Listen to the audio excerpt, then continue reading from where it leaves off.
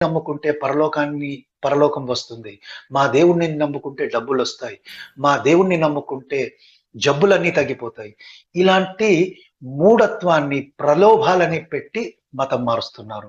ఏ రోజైనా బైబిల్‌ని చెప్పి, ఖురాన్‌ని చెప్పి మతం మారుస్తున్నారా? లేదండి.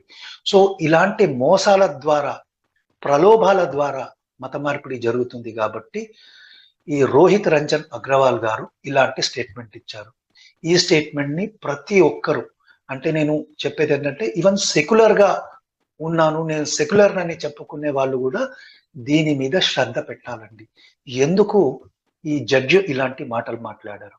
సో, ప్రతి ఒక్కరు దీని గురించి ఏమనుకుంటున్నారో కామెంట్ రూపంలో ఈ వీడియో కింద తెలియజేయండి.